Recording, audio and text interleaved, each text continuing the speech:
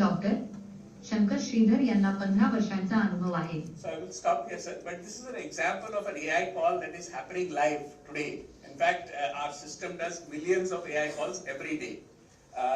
For example, we actually reached out in the last month, over 10 days, to 2 crore farmers across the country in different states to actually find out the accuracy of the digital crop survey. And we found that, anywhere from 5 to 10% errors in the digital crop survey through individually calling 2 crore farmers over a period of 10 days. Now, this is something simply not possible before these kinds of systems.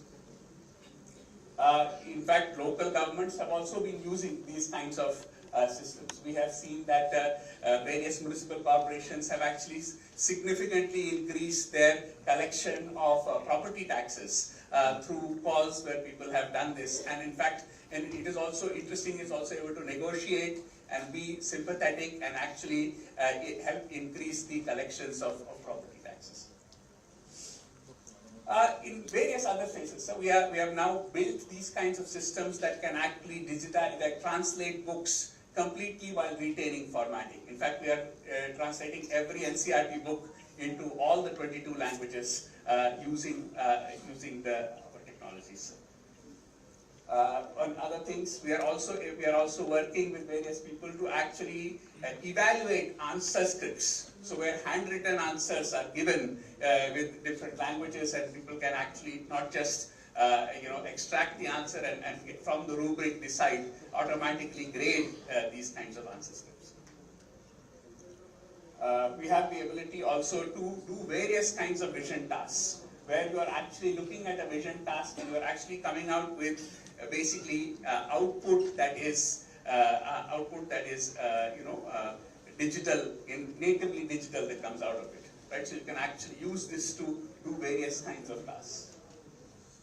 So this is, of course, one of the things we want to do was to actually dub content across languages. So we just play this. कर्मचारी भरतीच्या संदर्भात मी मागे देखील सांगितलं 1,20,000 भरती आपण पूर्ण केली आहे. एकाही भरतीमध्ये कुठलीही तक्रार आलेली नाही, कुठलाही घोटाळा झालेला नाही. आता कर्मचारी भर्ती के संदर्भ में मैंने पहले बताया है, हमने 1,20,000 भर्तियां पूरी की हैं. किसी भी भर्ती में कोई भी शिकायत नहीं आई है, किसी भी प्रकार का घोटाला नहीं हुआ है. अब अगले चरण में regarding employ recruitment, I have mentioned this before, we have completed 1,20,000 recruitments and not a single complaint has been received in any of them. There have been no scams. Now in the next, so then of course one of the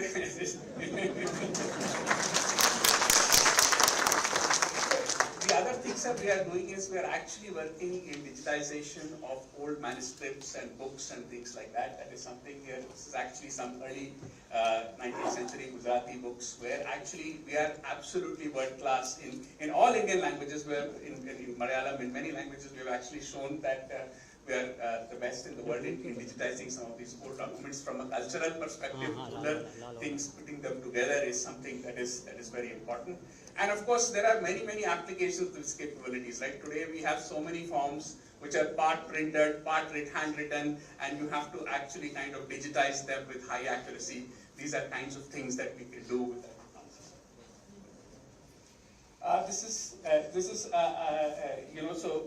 This is an example of where we are actually having a question and answer on Maharashtra Service rules.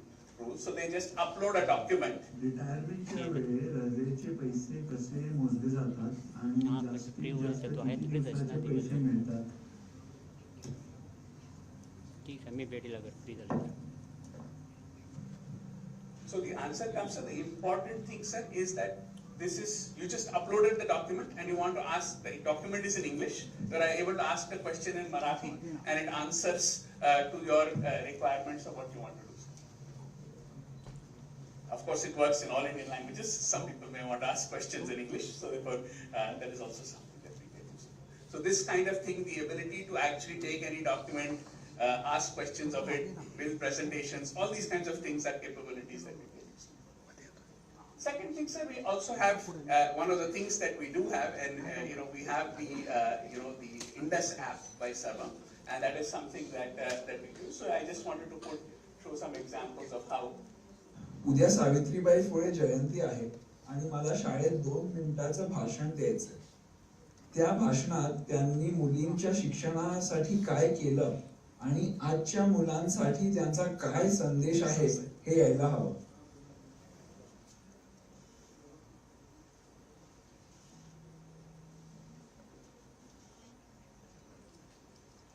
आदरणीय शिक्षक बंधू भगिनी आणि माझ्या प्रिय मित्रांनो, आज आपण सावित्रीबाई फुले यांची जयंती साजरी करत आहोत. त्या केवळ एक शिक्षिका नव्हत्या, तर त्या एक क्रांतिकार, समाजसुधारक आणि भारतीय स्त्री शिक्षणाच्या खऱ्या शिल्पकार होत्या. त्यांनी मुलींच्या शिक्षणासाठी काय केलं? So that gives you an example of kinds of things that we can do with our things today, and I think that if we get that opportunity, we can actually do many, many more things. Thank you so much. Thank you, Dr. Raghavan. That was quite insightful. Our next speaker leads one of the largest police forces in the country. He brings to this conversation a perspective that reminds us that digital governance is not only about convenience, it is equally, absolutely about safety, security, and accountability. I am honored to invite the Director General of Police, Maharashtra, Shri Sadanand Dade sir, to address us.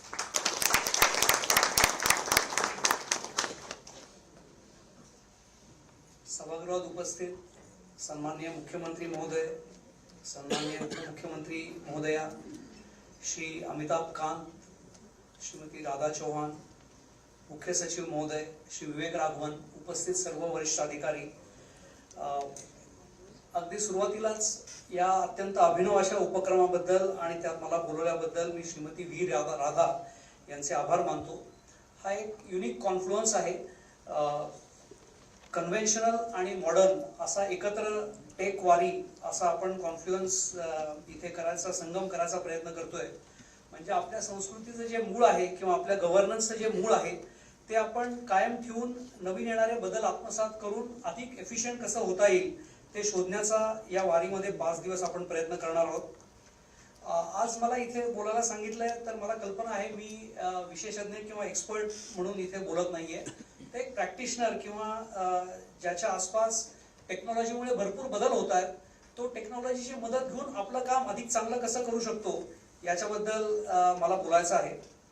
हे बोलत असताना मला याची कल्पना आहे की मी एक police अधिकारी म्हणून आणि लॉ एन्फोर्समेंट प्रोफेशनल म्हणून बोलणार आहे. I would shift to English because there are some officers who have come from outside. So essentially I am going to represent how we in police look at the changes and how digital governance can be brought about in police force. So the task that we do straddles from what a beat constable does, or what a 112 response does, or what my constable when he meets someone as a complainant in police station does, to someone who is responding as Force 1 commando to emerging terrorist attack, to functions on border where national security functions and boundary functions are carried out, to national security investigations including terror crimes. So this entire spectrum of national security management as done by police is in throw of great change. And how do we really adopt technology so we deliver on governance is the challenge before us. To make things simple, let me bring a concrete thing that has happened in Maharashtra and also put forth that all the good work that we do, unfortunately we are not able to showcase it. And the example is 112. 112 is emergency response system that was introduced in Maharashtra in the year 2021 September. So I'll just provide statistics. In the year 2021 we had 1,55,000 calls and our average response time was 48 minutes 11 seconds. I was a unit commander and I had volunteered for taking up this as a pilot scheme, and in Mira Bhayandar Commissionerate our response time was 36 minutes.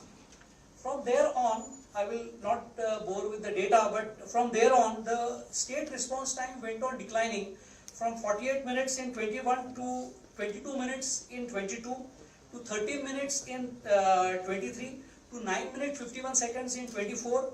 There was a slight increase which bucked the trend. In 2025, this response time went to 10 minutes 22 seconds, and in first 4 months of 2026, it has come down to 8 minutes 54 seconds. Now, what does this call time consist of?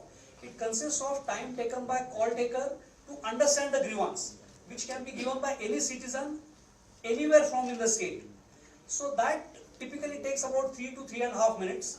Then she transfers that call to the dispatcher in a system which is digitally enabled system, and that dispatcher has visibility of where the location of the complainant is and where my responders are, and he matches the call with the nearest responder. So he takes some time to match the call, and then C is the responder time. Wherever the responder is, he goes from there to the place where the citizen has called. So just imagine, from 48 minutes in 2021, we have come down to 8 minutes 19 seconds in the month of April as of now.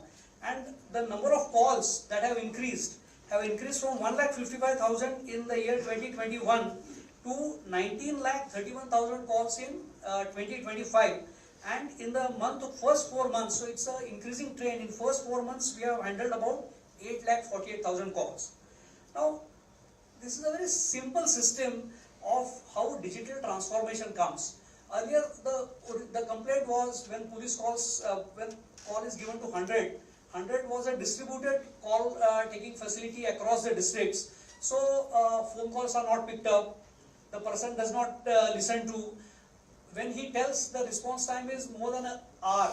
Now from there, if we have come to a response time of under 10 minutes, and let me also tell you how the best units in the state have responded. So the best unit was Mira Bhayandar in 2021, its response time was 36 minutes. That has gone down to 13 minutes, 8 minutes, 17 seconds, 6 minutes, 21 seconds. All these were Mira Bhayandar. Then some other units have taken over. So in the year 2025, Raigad was the best unit with 5 minutes, 43 seconds response time in Raigad jurisdiction. Now, mind you, Raigad is having a hilly terrain and also coastal roads, so it's not exactly easy. And in Pimpri-Chinchwad this year, in first 4 months, the response time is 5 minutes, 26 seconds. We believe that with technology, we can assure to people anywhere in Maharashtra a response time, including their time taken to convey the grievance, of less than 7 minutes. I think this has been possible only because of digital technology. But I believe as a police officer that I have not really been able to take it to people and tell that, look, we have gone from 60 minutes to 7 minutes. I think this is one big challenge that we have, that while we use the technology and also generate good results, we are not able to really create a constituency for those good results. So with that, I would like to also highlight some other areas where technology has transformed the way policing is done. Now, one area is CCTV cameras. All of us know that there is a significant investment of government in CCTV cameras, but probably 20x is the investment of private people in CCTV cameras. And as a result, what we see in South Mumbai, where we are seeing, when I was Joint CP Law and Order 15 years ago, chain snatching was a very serious issue. And if you ask today, chain snatchings, robberies and street crime has virtually been wiped out by presence of CCTV cameras. Now this is the power of technology. So CCTV is one example. I very distinctly remember a case of a jeweller's murder in Narasopara, and the accused went from there. They came to a construction site in Malabar Hill. No less than 700 CCTV cameras had mapped from bound to bound how the person has travelled. That CCTV cameras is the future, where government is planning to bring all these private and public CCTV cameras on one single platform, where on demand security agencies can get access to that camera feed, is something which is going to revolutionize how we are dealing with crime and petty law and order problems. The other thing that is working very well is our CCTNS and e-court system. As this is a personal knowledge, I was JS e-courts in Ministry of Law and Justice.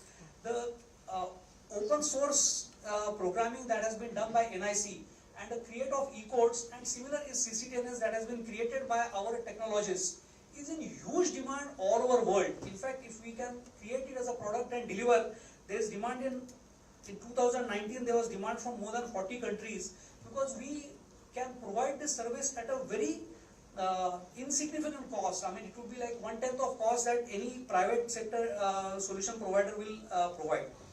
Now, while technology brings all these huge benefits and opportunities, there are two areas, there are multiple areas, but I would like to present two areas where probably we are finding ourselves inadequate. Number one area is cyber crimes, and cyber crimes is typically facing problems because of multiple ecosystem problems. Now, one is mule accounts in Indian banking system. So we have few million and more mule accounts which are readily available to take away or filter out or give a cover for fraudulent amount. The second is huge amount of SIM cards which are purchased on fraudulent KYC. Now that creates an opportunity for transferring funds from account to account. Third is the problem of cryptocurrency. Now cryptocurrency has virtually taken out our foreign exchange control across the jurisdictions. So taking out money from which has been defrauded from, let us say, Pune, Mumbai or Dharashiv to Rajasthan, where the handler or aggregator is, to Dubai, can happen in less than an hour. So our golden hour actually has to be golden minutes and not hours. So as a result, and offshore compounds which are providing fraud as a service, now all this have created a ecosystem which has provided huge challenge in terms of our crime investigations. The other problem, which is probably not well understood or appreciated across, is the issue of hybrid or grey zone warfare. Now, again, the same ecosystem of crypto, VPNs and drones. Now, if you see the Punjab border in 1970s, 80s and 90s, we had serious problem of cross-border terrorism. Therefore, we created a physical boundary wall across Punjab, Rajasthan and parts of Jammu. Now, with drone technology, what has happened is this wall has become of limited relevance, because there are multiple and few dozen sorties every day which take place from Punjab in Pakistan to Punjab in India, and these are mixed consignments. So what they are carrying is, they are carrying drugs and they are carrying arms and ammunition and explosives. So arms, ammunition, explosives is to be given to the targeted recipient, and drugs is the reward money that Pakistan is giving to the person who is handing over this. Now, this is a very crude example of how hybrid warfare can be organized. But there are sophisticated examples where now, for influencing a particular media channel or creating a particular narrative, you don't have to have a handler in India. He can very well operate from foreign jurisdiction, or he can operate from within India, but through VPN he can reach out to the target and he can transfer money through cryptocurrency without leaving any trail.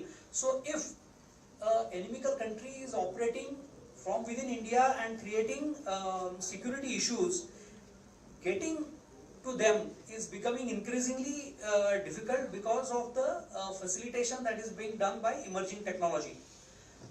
We also very well know that the cells, which is the basic distributed solution that terrorists have found out to deny breaking the networks. So the cellular structure can be very easily guided on social media platforms while keeping anonymity and continuing to give mandate, resources and agenda, which is what we saw in Rameshwaram Cafe Blast case. The handlers sitting in Pakistan transferred money through cryptocurrency to the people who were using SIM cards, and they straddled over 7 states before they were arrested in West Bengal for the crime that they did of creating an explosion in Rameshwaram at behest of a terrorist group, which is of course working at behest of suspectedly ISI.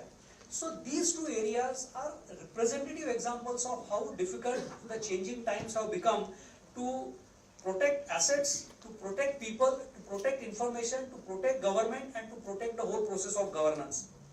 Now, having presented the opportunities as well as key concerns, I would like to go back to look at it, as I said, as on the consumer side of technology. So to me, there are 3 key components of governance, and there is equivalent of that in digital space. Citizens, field level administration which is delivering the citizen services, and policy level decision making which happens in executive, which gives resources and mandate. Now there is a very clear pattern. Citizens want, and they are dependent on field level functionaries. who in turn are dependent on policy level decision makers, who in turn are dependent on citizens for getting their policy mandates and resources. Now, how do we make this loop a beneficial loop, a loop that reinforces positive content is a challenge. And here the example of 112 that I gave is what citizens want is a quick response when they are in emergency, and field level functionaries are able to do it because policymakers have given us resources in terms of 112 infrastructure, which can be presented as something that is valuable to citizens. Now coming to the issues that I would like to flag here in terms of these three main areas is what Secretary IT very specifically mentioned is a huge change that is happening in minds of people, and also a huge change that is being faced by field level functionaries. So how do we make this change legible, acceptable, and okay for those who are going to deliver the services? How do we make them feel that they are not threatened, their position is not threatened, in fact they are being enabled? So I think that handling the change management aspect is one thing, and in that what we are doing in police department is creating a program of cyber hygiene. If each of the 230,000 constable knows that there is a threat as well as opportunity in his mobile phone, and what is the responsible way in which he can use his mobile phone, I think he can also then thereafter create this message of cyber hygiene to the 13 or 14 crore people to whom he serves. The second point that I would like to flag is, while technology can bring in a lot of efficiency and efficacy gains, it will not be providing challenge to issues of integrity and fairness. And for that, our design has to have this in mind, that you should not create issues of integrity or fairness, because that would be undercutting the very process of governance. The third issue that we are going to face more increasingly, and CSR had organized interaction on data privacy, and thereafter all of us are sufficiently scared, is the issue of privacy and surveillance.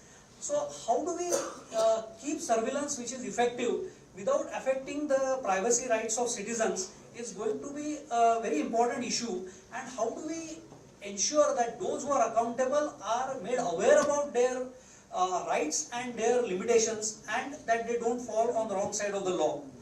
The fourth thing is normally cited as a problem that our data resides in silos, but to me it is actually the lowest hanging fruit that we have, because if our databases already are in soft format, it's just a connection that we have to provide.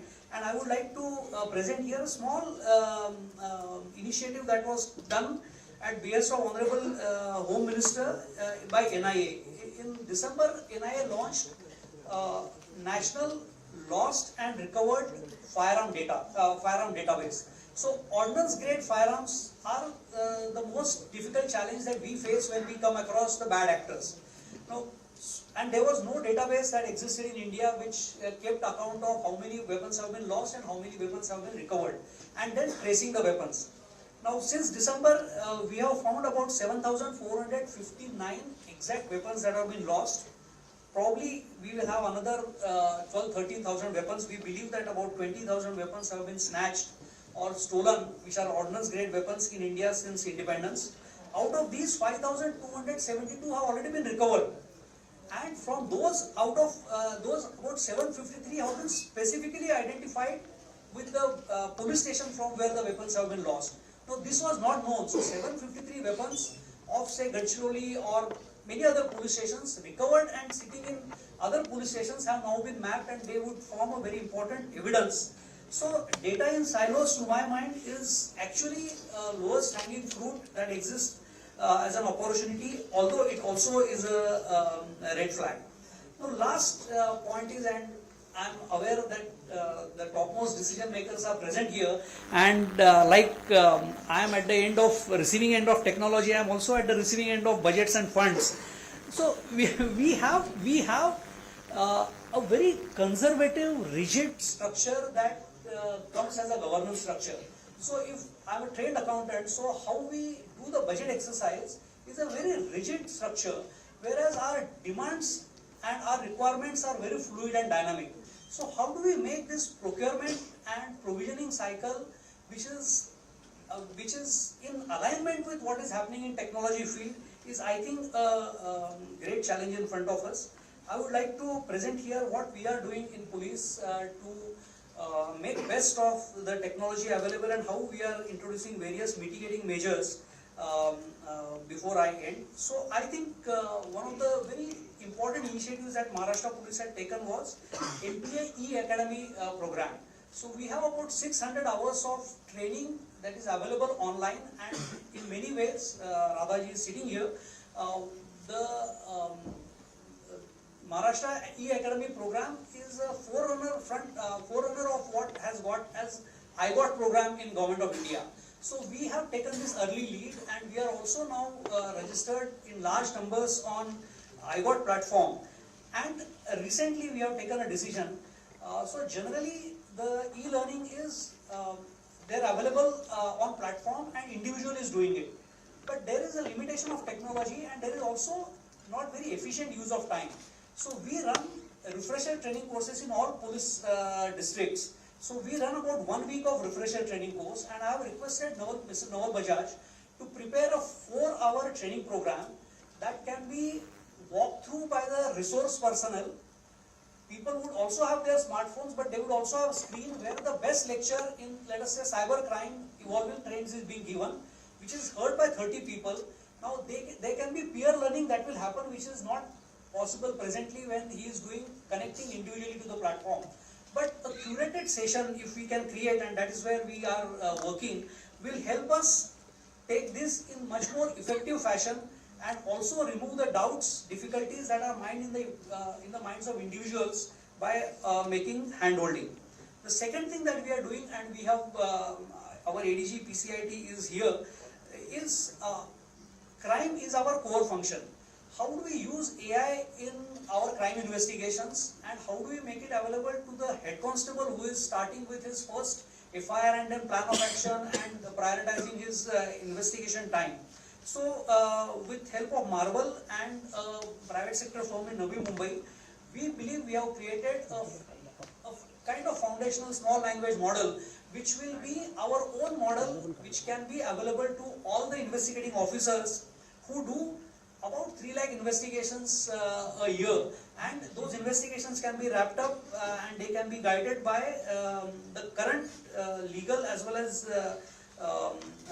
precedents that have been set by constitutional courts. Third thing is an idea that I am presenting, and we are in some ways working, is what 112 and any typical digital model will try to do is it will do resource mapping and it will do efficient resource matching. Now, for police department, our resources are, for example, language.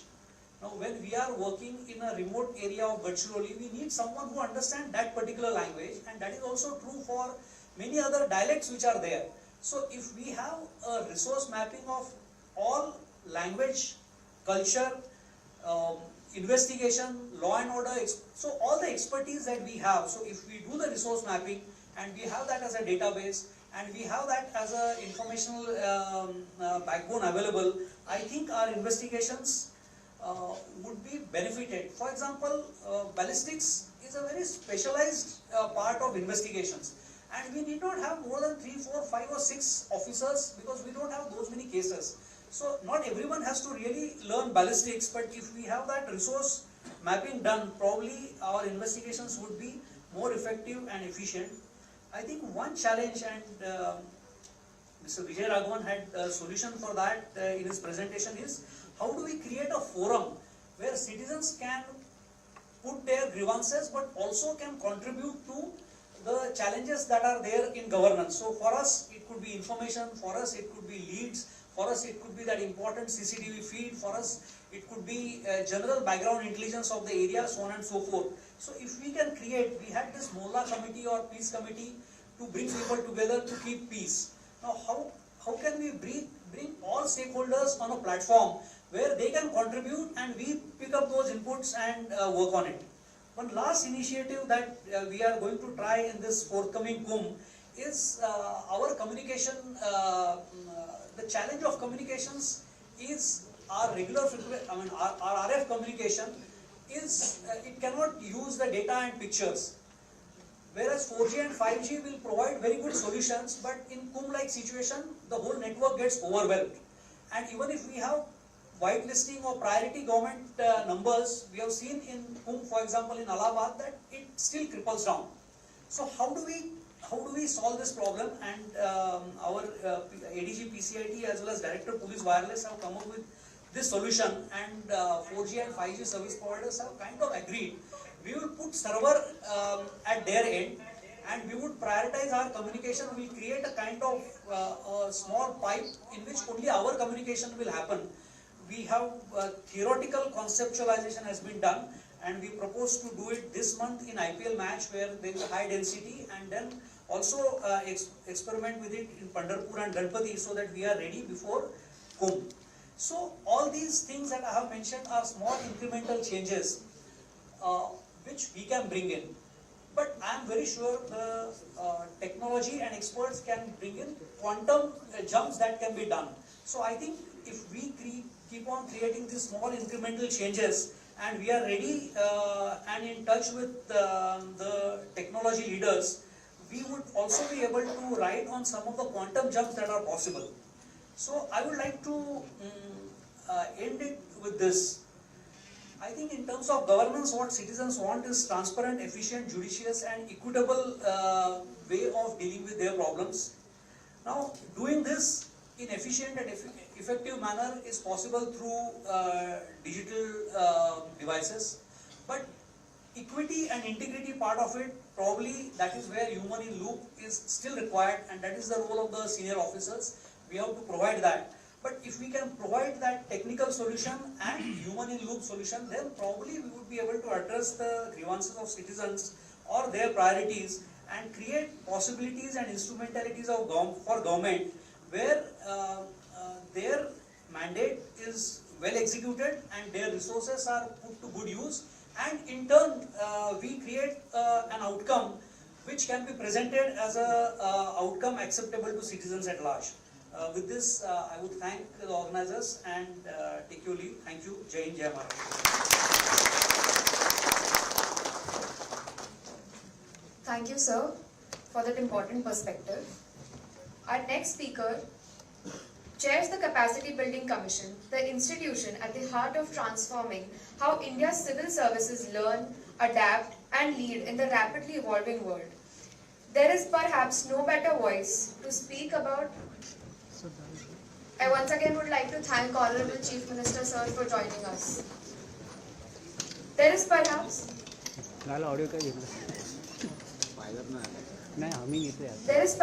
no better voice to speak about governance in a changing world than someone who is actively building in the capacity to meet that change. I am delighted to invite Srimati Radha Chauhan, Chairperson, Capacity Building Commission, to deliver her address.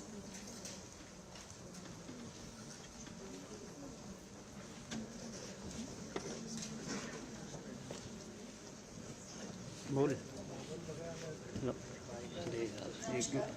बोल hello क्या क्या कुछ मेरे को कुछ पता नहीं है, वो पांडे का उन लोगों की बात चल रही है, मेरे को कुछ भी नहीं पता चल रहा। Share some of my thoughts. And actually, I got more energized after the cultural program that we witnessed. So I begin with a claim and a disclaimer that this presentation is human-made, but at the same time, I started by, I'm a recently inducted AI enthusiast. So I started 10 or 12 prompts across many AI tools, fed this topic, said what should the Capacity Building Commission be looking at. A lot of things came up. But I realized whatever I wanted to share here, as both as someone who has seen digital governance since 2006, in some role or the other I've been fortunate to be part of the whole transformational journey India has had to make to reach where we are today. And somehow in that space of information and knowledge and data that AI has been fed in the past, 5 or 6 years. What I wanted to say had to have the human in the loop, me there, to bring out what I share with you today. We are talking about a huge amount of individual capacities in the AI diffused ecosystem that we had started creating, especially when I speak from the Capacity Building Commission point of view. Mission Karmyogi 5 years back started, and today, as the Honorable Chief Minister mentioned, a huge number of learners, voluntary learners, not mandated, in the state have gone through an AI course, equipped themselves. So we have individual public servants in your ecosystem, in the governance system, being made capable as we speak, and at a pace which is very encouraging and increasingly picking up speed. So when you look at the individual capacities that you create to operate, to function in an AI system, the question is that organizational capacity there for absorbing, for adopting, for adapting to the skills, to the way of functioning that we are creating in the individuals. Therefore, I thought I'll beg that question. I don't have many answers, but I will certainly share some of my thoughts on the challenges that we have and the opportunities that we must look at and build upon it immediately without losing any time. So how do you move the civil service from individual competency, which we are currently anyway running that race, to the enterprise level maturity? Do we have that institutional capacity to utilize the efficiency, utilize the enhancement of quality of citizen services that we would be delivering in the most optimal way is a question that I thought I will bring here, and this is something that Capacity Building Commission is also moving on to now tackle.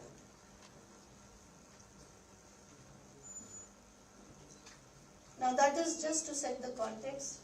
If you look at the numbers, that's a huge number. Nowhere, anywhere in the globe would you see that kind of number.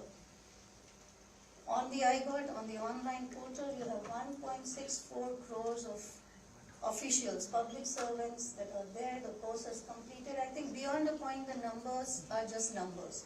But this clearly tells you the kind of capacities that we have been able to bring onto making them accessible anytime, anywhere for any public servant to equip himself or herself with the capacities that are needed in a digital governance, rapidly changing ecosystem. Now, we had from the 2nd of April to 8th of April, the Honorable Prime Minister of India inaugurated our Sadhana Saptah, which was again a full week of intensive learning.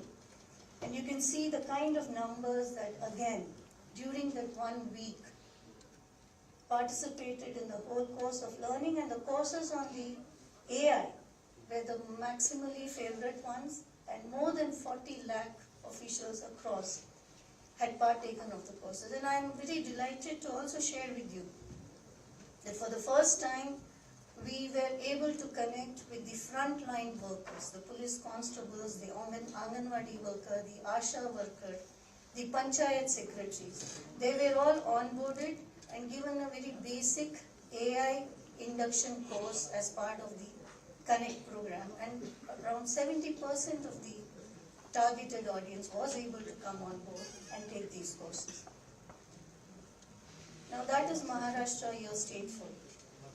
And I'm sure there were a lot of mention of the Sadhana Saptah and how Maharashtra had been one of the front runners. It has always been a front runner, and you can see during the Sadhana Saptah the number of courses your officials were able to complete, and especially the AI and the emerging technology has been a favorite. Now that is the context in which we are talking. So you have created the capacities. Now what? Have you given them the ecosystem to actually operate those skills in a way that is more efficient, in a way that is more inclusive, in a way that is more equitable? I then take you back to the role-based capacity building. The whole shift from the rule to role is again a technology-driven, technology-focused, dynamic way of looking at how government functions. When you look at rule-based, the way we were operating for the past 30 odd years was static, was one-time rule defining. Once you entered the service, this is what your rule is going to be, this is what your function is going to be, and this is how you're going to be promoted. All of it was less dynamic, more static.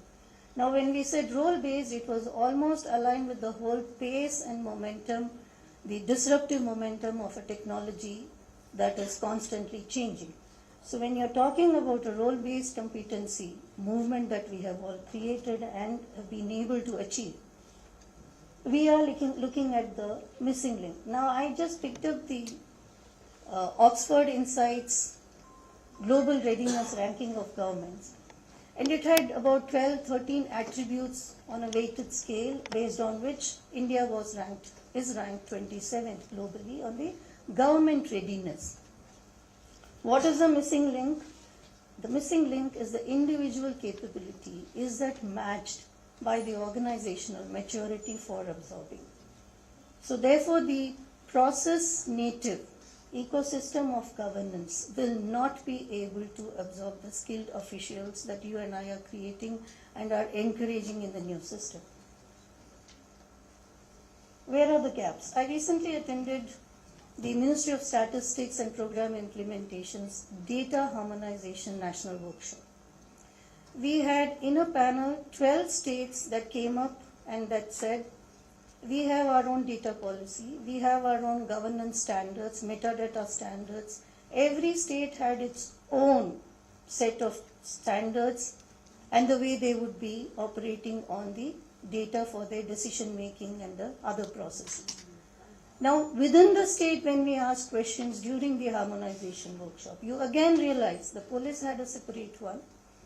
The food and distribution, civil distributions again had a separate independent way of looking at how to interpret a state policy. So you have a state policy, you have a departmental interpretation of each of those state policies. Therefore, the policies, the interpretation depended on individual silo maturity of the department and more so the departmental leadership, which makes it a very personalized orchestration of the policy when it comes to operational interpretation in the workspace.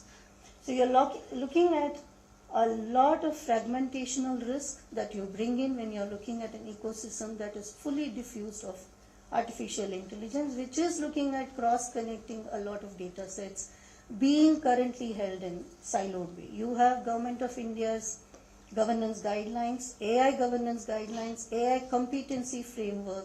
So actually the Oxford Insight says India is 100% given marks for the policy framework. We have all the policies that we require. I think the gap is going to be how we interpret and create an architecture that is across the systems, across the state departments and across the states for the country to operate a fully efficient AI-driven system.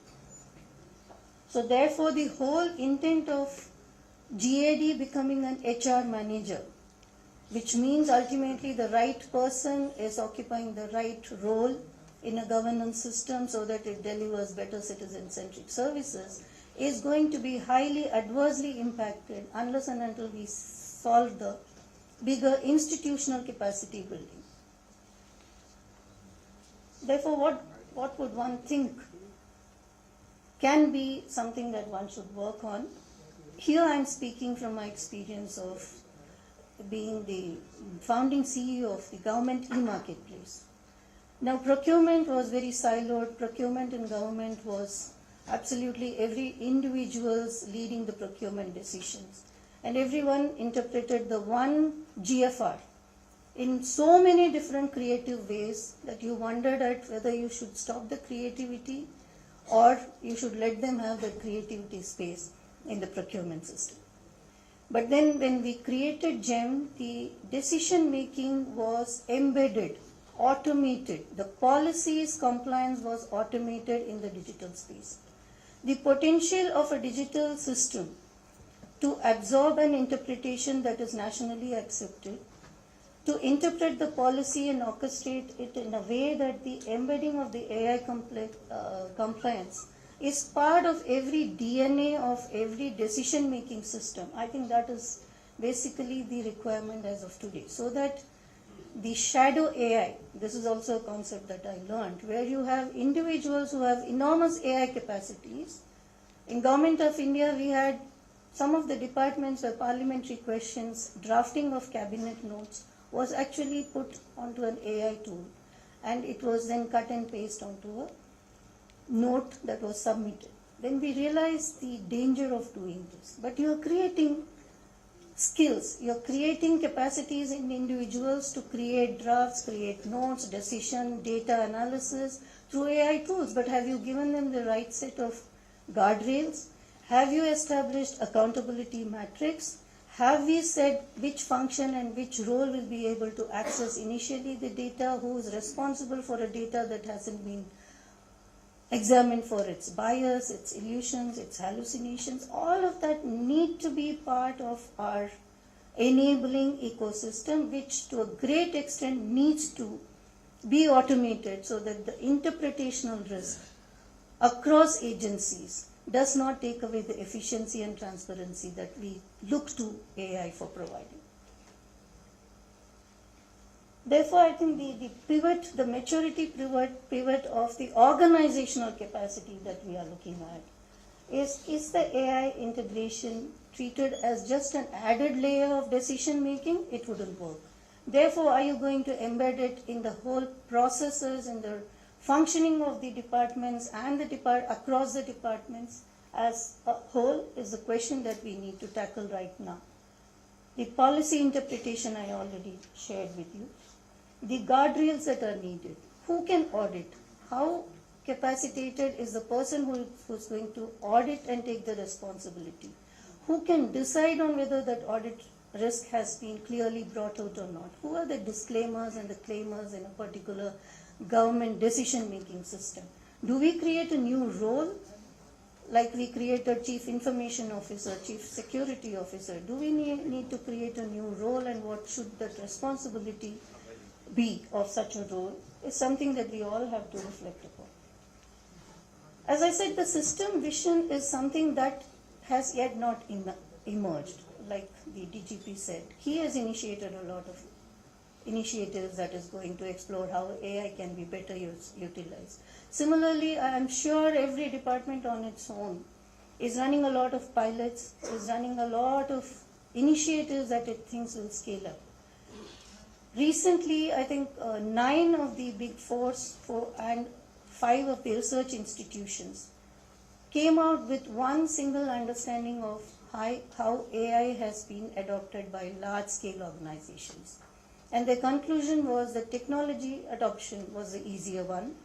It is the organizational adoption of AI, how it is infused in the system, how it is operated upon by the human in the loop, is where most of them failed and only were able to utilize not more than 30% of what AI could have actually delivered. I think this should inform us in every step that you and I as public servants take in the way forward of how to use AI, the capacities that we are so encouragingly, happily creating. Are we going to give them the space that they need to actually deliver on all that it is capable of delivering? So I'm going to leave you with the last line for my presentation. The diffusion will only happen when you have an enterprise level orchestration, and the leaders in this room, in this conversation that we are having, you are going to be the pivot that's going to make this change happen. Thank you so much.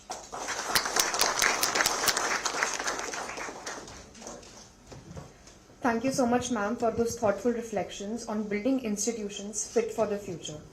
Our next speaker has been at the very heart of India's transformation story. From Aadhaar to digital public infrastructure to making India a globally competitive economy, if India has a digital spine, he helped design it. It is a distinct honor to welcome Shri Amitabh Kant, former CEO, Niti Aayog.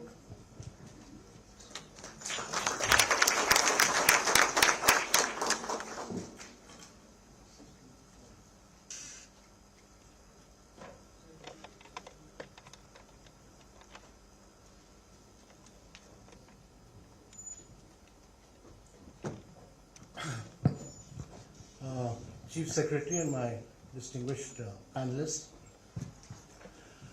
Basically, there are three things happening in the world. One is that the period of peace and stability post-World War II has come to an end, and we are seeing conflicts which are impacting food, fuel and fertilizer. Global value chains are completely broken down, which had enabled many countries like China, Korea, in recent times, in earlier times, Japan to grow. But this is also a period of great rise of productivity, and probably the biggest era in the rise of productivity because of data, machine learning and artificial intelligence. And I've tried to pin down some technological issues which can enable Maharashtra to leapfrog. I analyzed the size and scale of Maharashtra, and if you look at it, it's exactly the same area, geographical area is exactly the same as, virtually the same as Japan. Its population is virtually the same as Japan. But if you look at the GDP, Japan's GDP is 4.6 trillion. Same scale, same size, same population. GDP is 4.6 trillion. Maharashtra is 450 billion. And the per capita income of Japan is 37,000. Maharashtra is 3,336. So if India is to grow, Maharashtra's both GDP and per capita income has to rise very substantially. If India is to become a Viksit Bharat from a 4 trillion to a 30 plus trillion economy, Maharashtra has to be the key driver of growth. If you grow at from about 4.4 trillion, if you grow at about 6%, and Maharashtra in the last 15 years has grown at 6%. In the last 3-4 years it's grown at 8%, but if you look at 15 years, it's grown at 6%. If you continue to grow at 6%, in 2047 you will be a $1.6 trillion economy. But if you grow at 10%, you will be close to a $4.4 trillion economy. That's the compounding power of growth. But your per capita income would have risen from 3,300 to almost close to 30,000.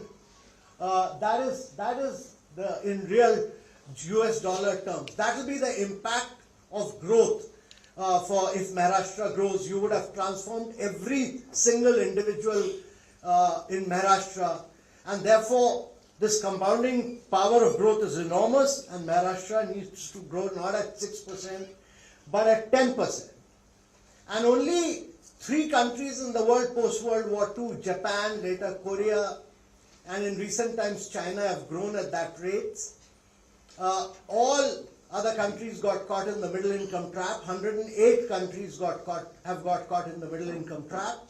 And these 3 countries have grown by merely using only using technology to leapfrog.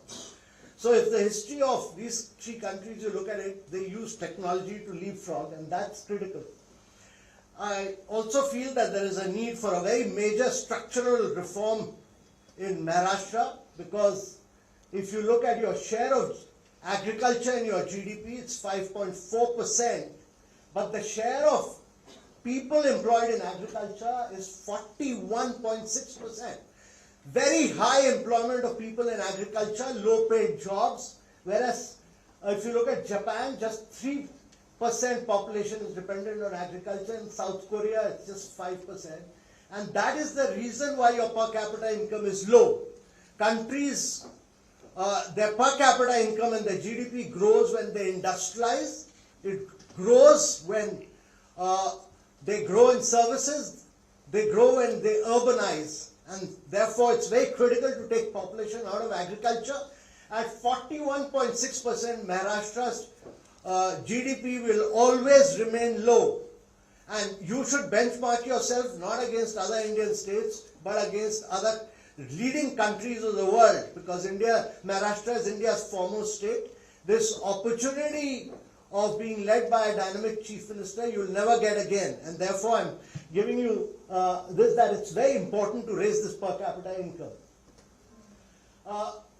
I'm also a great believer that you can't grow without huge focus on physical quality of life index, human development index, and if you look at schooling, anemia, hospital beds, and compare it to other countries, there's a massive need for improvement. And my belief is that in all these areas, governance is the binding constraint, and only technology can enable you to bridge the gap. And with my own experience across these sectors in the aspirational district program was that if you use real-time data, if you start using real-time data, putting out the ranking and putting it in public domain and making districts compete and based on outcomes, define your outcomes and where you want to take your districts, put that data in public domain, make them compete, you will see a marked improvement in outcomes, and you will see a sudden jump in, because you will be naming and shaming, you will be putting out data in public domain, and there's no better way than very good monitoring, very good putting out of data and putting it in public domain, so that every collector knows where he stands, and every public elected representative will know whether his district is going up or going down. So I am a believer that technology can help you to progress. The second point I want to make is that Maharashtra is the only state in India which has over 500 ITIs. No other state has that. It is the only state in India which has 60% population under 35. And there's a vast number of people working in the informal sector. So you have the platform, you have the talent, and you can actually lead India's skilling, completely transform Maharashtra in skilling, and that is critical. So my view is that you need to upgrade all your 500 ITIs with AI labs. You have to put manufacturing CNC machines, AR, VR training, use ITIs to really drive AI, manufacturing CNC and AI, VR training, and partner with big companies. All of them are housed here. TCS, Infosys, L&T to design curricula, and every ITI graduate should leave with a NASSCOM certified AI fundamental badge and a certificate, and they should then launch close to about, you initiate a Maharashtra AI Fellows program where you launch 50,000 annual AI upskilling fellowship, and these fellows should then return to their districts to train a vast number of people, make the entire Maharashtra state AI literate, using complete Maharashtra state as AI literate, using the power of your 500 ITIs, really drive this as a mission, and then you build a state-owned app in Marathi, voice first, office capable. It should be completely voice first, office capable, should be workable on a 4,000 rupees phone. Make it mandatory for all ITI students and make it open to every single citizen of Maharashtra to really drive AI learning platform across the state.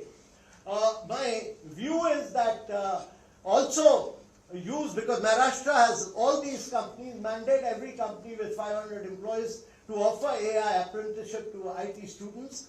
The other day I visited the Atlas University, which is, Maharashtra is the only state which has a skilling university. You have a skilling university act, and Atlas University I went to see, and I was really impressed with the energy and dynamism there. So my view is that you should have 36 e-skilling spokes across every district, co-located with the existing polytechnic, and delivering really Atlas curriculum with very high-speed fiber, and rural students should be able to access the same faculty. The energy there was so vibrant, and they're doing courses across AI, machine learning, data, robotics, all of them. The rural student should be able to access the same faculty, same credentials, and the same job pipeline as the peers, and this can have a huge, dramatic impact across Maharashtra. The third point I want to make is that Maharashtra is actually the data center of India. Many people do not realize it because everybody is talking about Vizag these days, with Microsoft and Google announcing it. But if you look at the data which I was analyzing, Maharashtra is really India's digital infrastructure backup center. 26% of India's data center market share is in Maharashtra. 54% of Maharashtra's share of national data center capacity. And actually, Amazon has invested hugely in the state. So there is a massive opportunity to make Maharashtra as India's data center capital. And my view is that Mumbai and Pune should be declared as AI corridor. You should do a green data center mandating by 2028, require all new data centers above 10 megawatt to source 50% of the power from renewable. Push for tier 2 cities, Nasik, Nagpur, Aurangabad, designate them as data center economic zones with pre-allocated 100-acre parcels, single window clearance in 30 days, and subsidize power at a massive rate, and push for a Maharashtra sovereign AI cloud. Build a state-owned AI cloud compute with minimum of 5,000 GPUs for startups, universities, and implement a subsidized rate for them. This will really push it in a very big way. And to my mind, push for submarine cable landing hub in Maharashtra. Commission 3 more cable landing stations by 2028 with Alibag, Ratnagiri, and Navi Mumbai, making Maharashtra the undisputed internet gateway to Middle East, East Africa, and Europe. You will never get this opportunity again. If you are able to do this, Maharashtra will certainly leapfrog with this in a big way. The third is because India is a major importer of fossil fuel. Our energy independence is critical, and therefore my view is that Maharashtra's clean energy, I've seen your new policy which talks about 100 gigawatt by 2036 and storage of 100 gigawatt per day. The execution is very critical, but my belief is that there should be increased ambition to about 150 gigawatt within the next decade. There's a challenge that there is a huge amount of curtailment of renewable energy. It remains high because clean power which is being generated is being wasted in Maharashtra because you are not able to evacuate it. So you need to move with speed on project level execution to modernize grid infrastructure and push for battery energy storage in a very big way. Also move for pump hydro, have at least 10 pump hydro storage so that you can have 24/7 clean energy in the state and make Maharashtra the center for clean energy. Drive renewables, drive wind, drive offshore wind, drive pump storage, which is really, really critical for Maharashtra. And I've been a great believer that India can become the cheapest manufacturer of green hydrogen.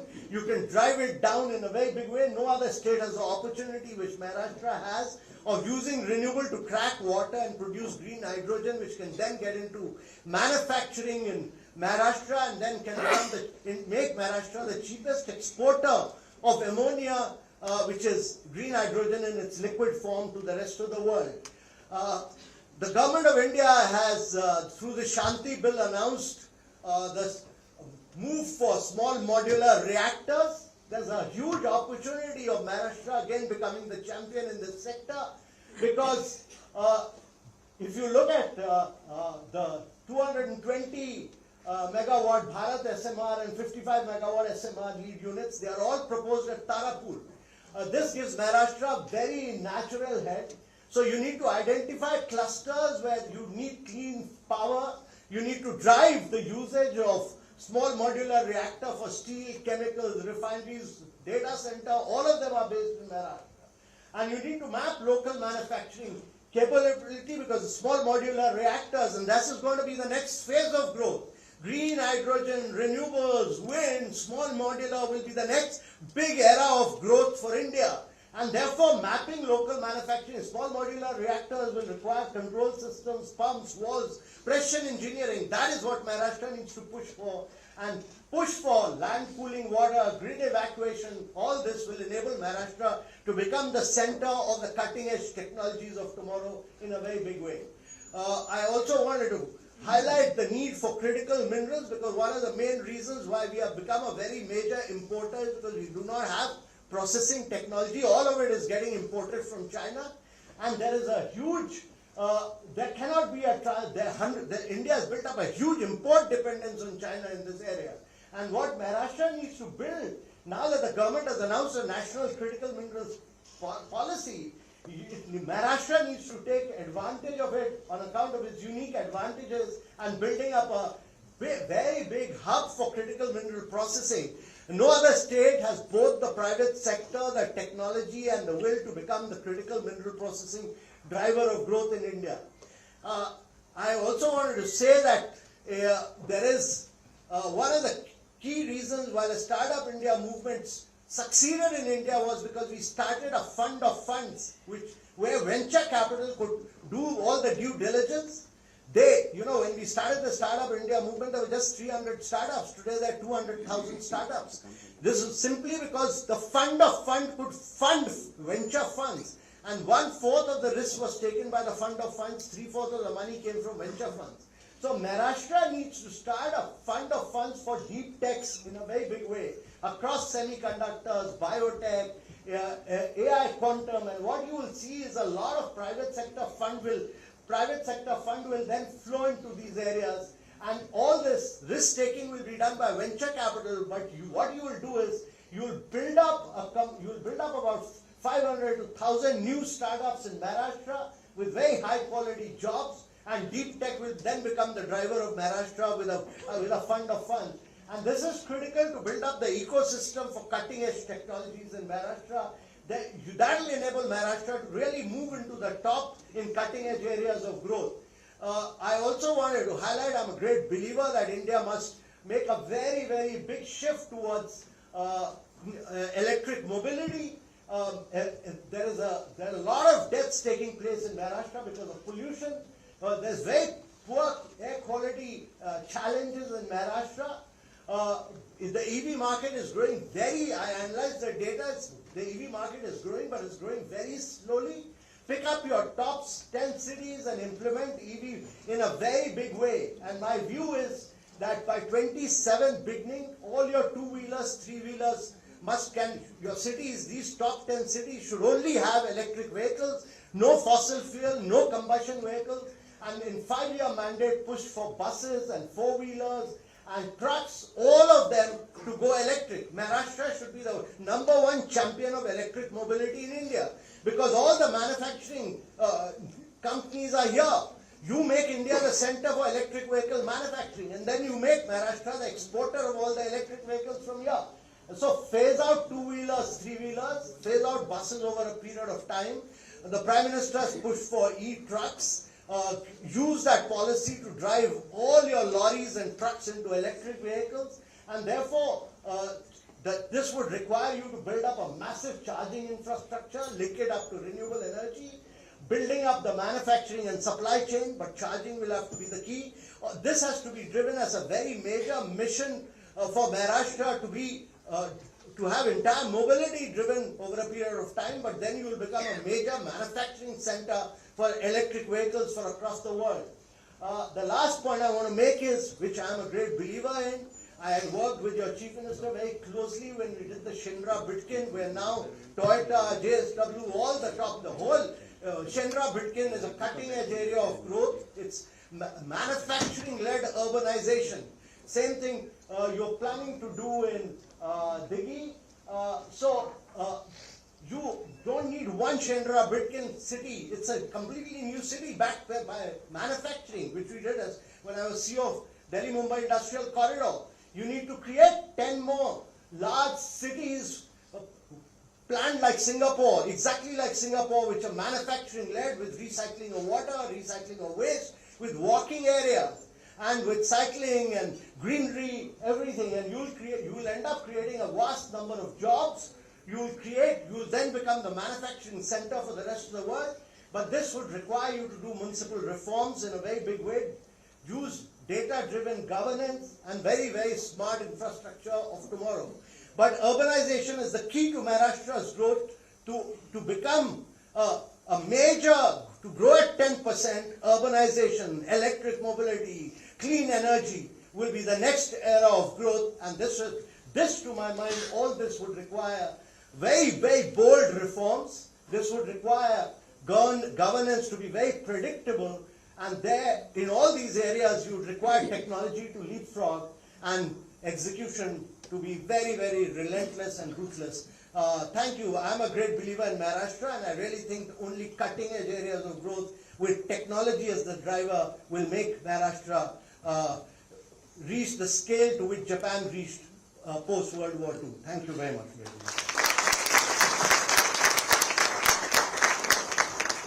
Thank you so much, sir, for that compelling vision for Maharashtra. For our final address, we turn to a leader who oversees the entire administrative machinery of Maharashtra, steering governance across one of India's most dynamic and consequential states, at a moment when that machinery is being reimagined for the digital era. I have the honor of inviting Chief Secretary of Maharashtra, Shri Rajesh Agarwal, sir, to address us.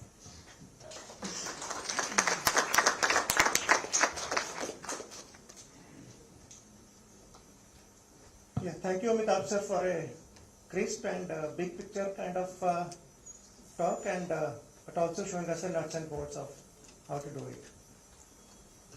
And earlier we listened to CM Saab also in the Prangan on AI and the changing nature of jobs.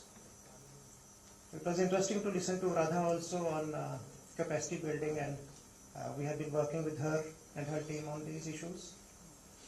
It's always a pleasure to work with and listen to Date Saab.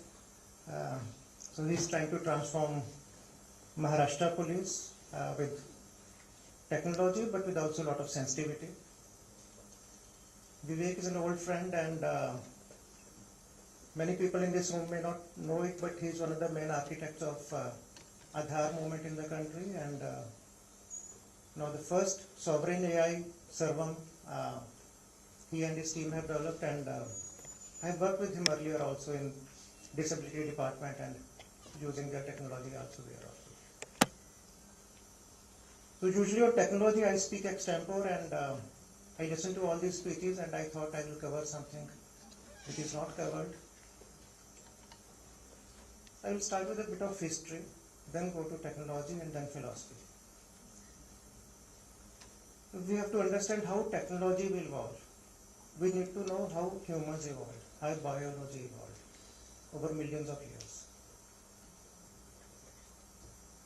In 1970s, a monkey, a chimp called Washo, stunned the world. She was taught sign language. She learned about 200 sign language words, and she could actually lie, joke, curse, create new words. And then she taught her son the sign language. The humans did not teach her son the sign language. She taught. So she could pass on culture. It's like a bridge between apes and human consciousness. The same bridge, we are now trying to build a new bridge to a new consciousness. So about 6 million years ago, a branching out happened in great apes. About 3 million years ago, some apes started walking on their feet. This was epic moment. When animals started walking on 2 feet, the hands became free. The hands became dexterous. We got opposable thumbs. We could make tools. Somewhere on the way, the migration started. We learned how to have controlled fire. We started cooking meat, earlier pit cooking. Then somewhere along the way, maybe 1 lakh years ago, larynx dropped because we were walking straight. A gene mutation happened, FOXP2. We developed vocal cords. So culture started emerging. Then we started clay pottery. We could boil water on the fire in clay pots. So cooking became cuisine. It changed our guts. We could harness wild grains and eat them by boiling them. So this changed our guts, this changed our stomach. and this changed our body. So language started emerging, intelligence started emerging. There's a debate which came first. So many people say language turbocharged intelligence, intelligence turbocharged language. Cities emerged, civilizations emerged, Egypt, Mesopotamia, Vedic civilization, and so on. So biological evolution has been slow but steady and extremely efficient. So our brain evolved from 400cc engine to 1400cc engine. It uses only 30 watts. 86 billion neurons, 1 trillion synapses, but only 30 watts. So very different from today's, we talk of 5 layers of AI. The bottom 3 layers, the energy, the chips, the data centers. Our brain is incredibly, maybe billion times more efficient than today's technology. Energy usage, compute, and storage, all 3. So technology still has to evolve.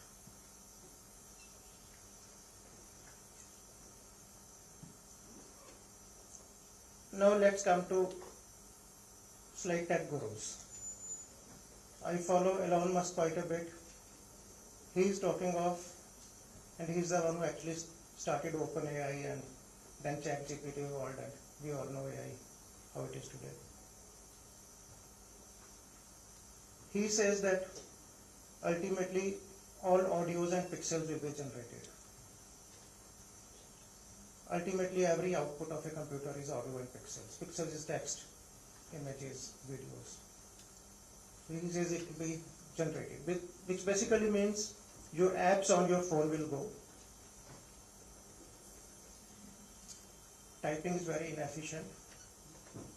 We don't type to each other, we talk to each other. We should talk to our computers. We should talk to our phone. So we talk, and the computer or the phone talks back or gives us the pixels. So there are no apps in future, only you talk and there's an agentic AI in between. Then I follow Karpathy quite a bit. He is the one who actually, he was one of the co-founders of OpenAI, and he was the chief of Tesla Autopilot and all that stuff. He is the one who last year coined the term vibe coding. And he said the latest, hottest programming language is English. It's not Java or Python or anything. You just program in English and the computer does what you want it to do. So this year he said no, vibe coding is outdated. It's the time of agentic engineering. So since morning you would have heard about agentic engineering and agents, and Radha ne to Vasudev bhi dikhaya, new kind of agent niche prangan mein. And he is talking of sensors, actuators and logic.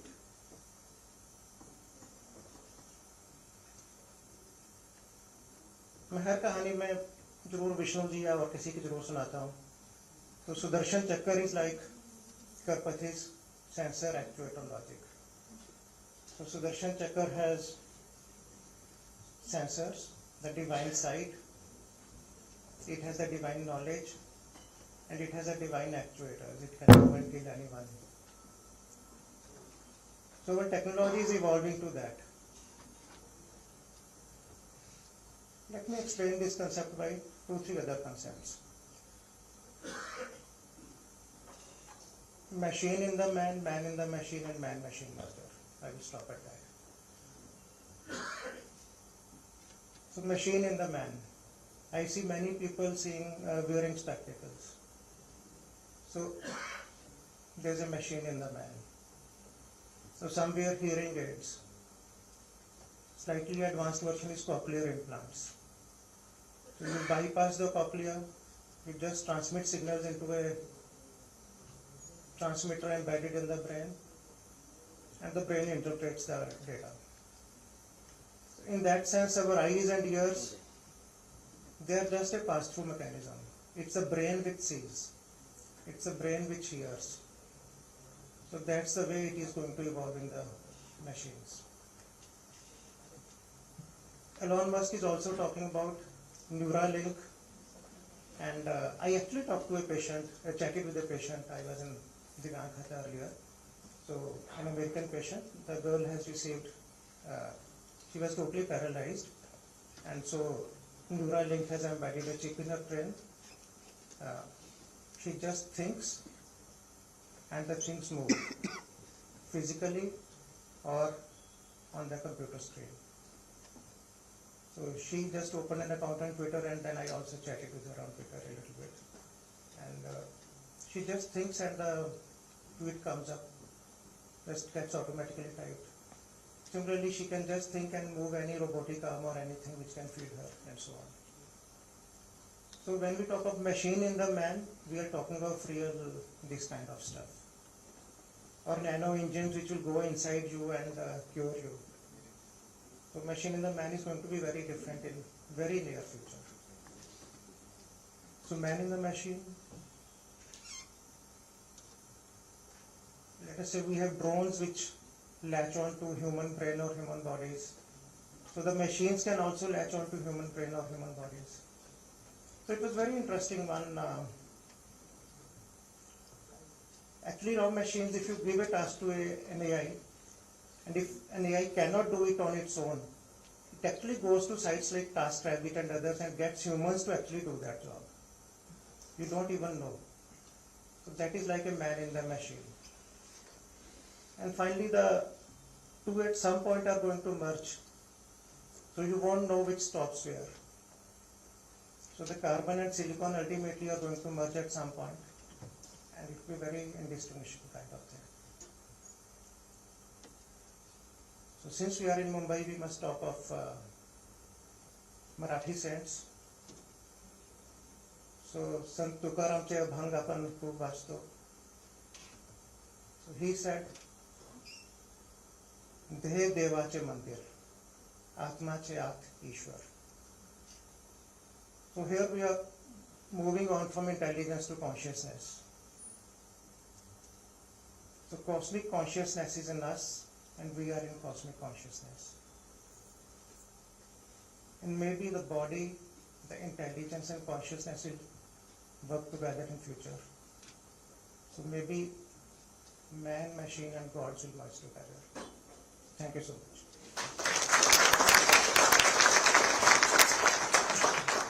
Thank you so much, sir. It is always a delight to listen to you. Ladies and gentlemen, we have been truly fortunate this afternoon. 5 remarkable individuals gave us their time, their expertise and their vision. We now move on. May I now request Honorable Chief Secretary Sir to kindly felicitate Shri Amitabh Kant sir.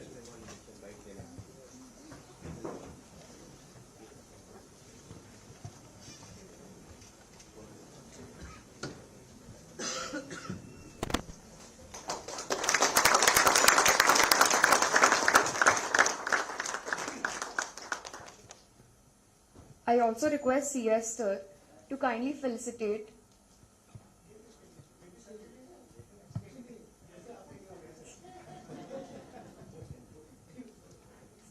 I also request CS sir to kindly felicitate Srimati Radha Chauhan ma'am.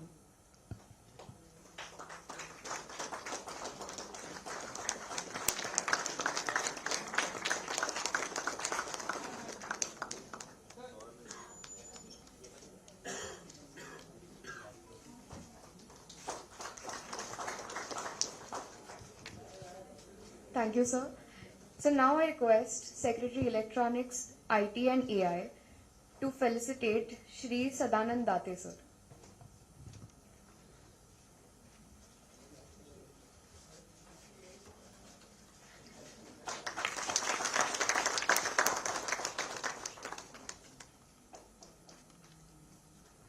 So I again request you to felicitate Dr. Vivek Raghavan.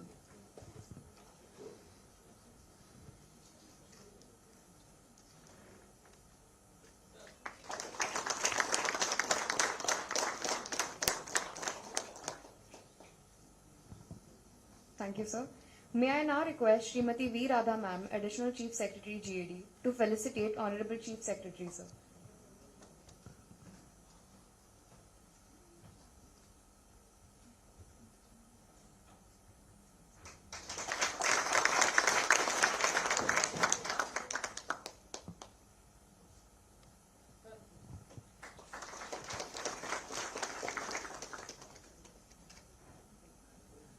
Thank you, ma'am. To formally close today's proceedings, I invite Managing Director, Maharashtra Information Technology Corporation, Shri Sanjay Katkar sir, to deliver the vote of thanks.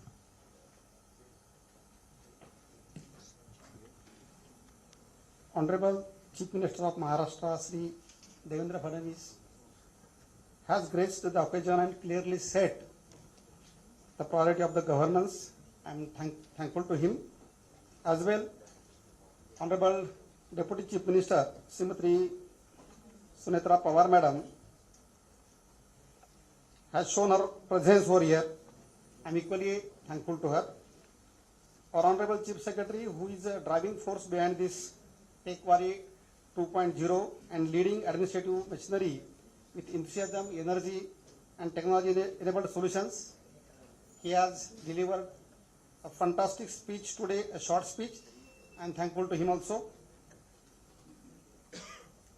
Sir, Honorable Director General of Police Sri Sanand Date sir has explained with data how technology can be used in policing and safety of citizens. I am thankful to you, sir. Honorable Amitabh Kant sir, who has shown new way to look at growth of Maharashtra, how Maharashtra can be a leader. Sir, I am thankful to you also. Honorable Radha Chavan Madam, Chairman, Capacity Building Commission of India, for extending her technology for betterment of employment for employees and officer, how it can be used. I am thankful to you also. Dr. Vivek Raghavan, who is the founder of Sarvam and has shown some fantastic AI solutions for daily life. I am equally thankful to him also. The way this TechWari has been organized, conducted, and going ahead, it's the leadership of Honorable Additional Chief Secretary Srimati Virada Madam, who used to be my collector in early 2000 years. So, ma'am, thankful to you also. I'm thankful to all the dignified senior officers from All India Services as well as state services. And with this, with the permission of Chair, I declare that this event is concluded. Thank you.